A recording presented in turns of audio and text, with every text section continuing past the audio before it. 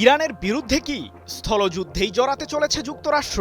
এজন্যই কি মার্কিন সামরিক বাহিনী ৩টি বিমানবাহী রণতরীকে মধ্যপ্রাচ্যে মোতায়েন করেছে? তাহলে কি ইরানের ছোড়া মিসাইলে আবারও ঘায়েল হবে যুক্তরাষ্ট্রের দানবাকৃতির রণতরীগুলো? জানা গেছে মার্কিনীদের প্রতিটি লক্ষ্যবস্তুর পুঙ্খানুপুঙ্খ তালিকা প্রস্তুত করেছে ইরানের সামরিক বাহিনী। সেই তালিকা ধরেই সম্ভাব্য যুদ্ধে উত্তাপ ছড়াতে চলেছে তেহরান। তবে নিজের আগ্রাসনের নতুন করে প্রমাণ দিতে মধ্যপ্রাচ্যের বিভিন্ন স্থানে ২ শতাধিক যুদ্ধবিমান ও প্রায় ১৫,০০০ মার্কিন সেনাকে মোতায়েনের নির্দেশনা দিয়েছেন যুক্তরাষ্ট্রের প্রেসিডেন্ট ডোনাল্ড ট্রাম্প। প্রশ্ন হলো, ইরানের ব্যালিস্টিক মিসাইলের রেঞ্জে কি রয়েছে মার্কিনীদের অত্যাধুনিক সমরাস্ত্রগুলো? ইরানের বিরুদ্ধে যুক্তরাষ্ট্রের আগ্রাসনে উত্তাল মধ্যপ্রাচ্য। যুদ্ধের ময়দানে সাময়িকভাবে কিছুটা শান্তি বিরাজ করলেও যে কোনো সময় যে এটি সংঘাতের রূপ নিতে পারে সে শঙ্কাই জানাচ্ছেন বিশ্লেষকরা। কারণ ২০ বছরেরও বেশি সময় পর মধ্যপ্রাচ্যে সর্বোচ্চ সামরিক বাহিনী মোতায়েন করেছে মার্কিন প্রশাসন। কি আছে সেই বাহিনীতে? শুধুমাত্র ইরানকে বাগে আনার জন্য যুক্তরাষ্ট্র যেন তাদের সর্বোচ্চ শক্তি দিয়েই লড়াই চালিয়ে যাওয়ার ষড়যন্ত্রমূলক পরিকল্পনা সাজিয়েছে। পরমাণু শক্তি চালিত ৩টি বিমানবাহী রণতরীকে এরই মাঝে মধ্যপ্রাচ্যের সামুদ্রিক জলসীমায় নিয়ে এসেছে মার্কিন কেন্দ্রীয় কমান্ড, যা ২০০৩ সালের ইরাক অভিযানের পর সর্বোচ্চ সামরিক প্রস্তুতি যুক্তরাষ্ট্রের। জানা গেছে ইউএসএস আব্রাহাম লিঙ্কন ও ইউএসএস জেরাল্ড আর ফোর্ড বিমানবাহী রণতরীর পাশাপাশি ইউএসএস জর্জ এইচ.ডব্লিউ. বুশ রণতরীও মধ্যপ্রাচ্যে এসেছে। ৩টি বিমানবাহী রণতরীর সাথে এই বহরে রয়েছে ১২টি যুদ্ধজাহাজ, ২০০টিরও বেশি যুদ্ধবিমান এবং কমপক্ষে ১৫,০০০ মার্কিন সেনা।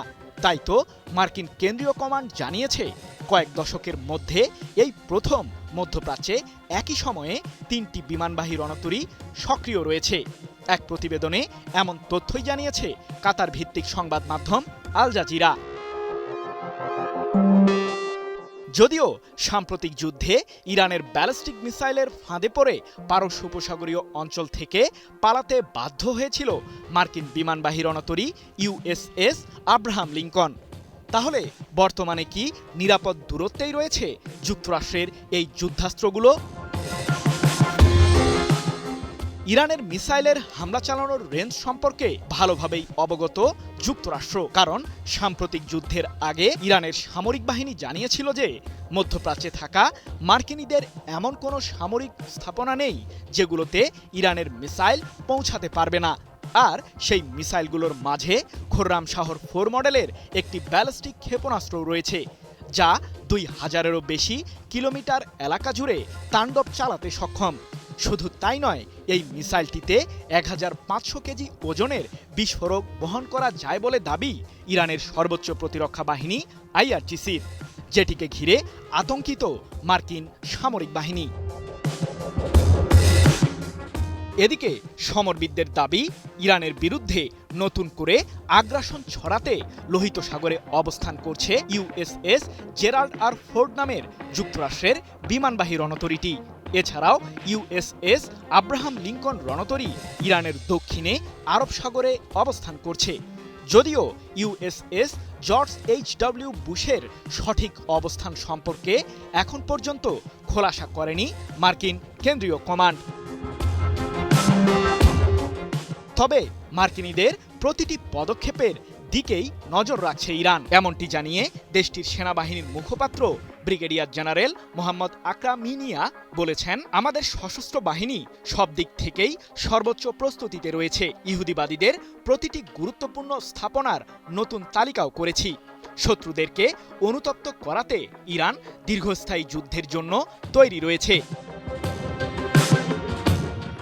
তাহলে কি ইরানের বিরুদ্ধে যুক্তরাষ্ট্রের স্থল অভিযান অচিরেই শুরু হচ্ছে?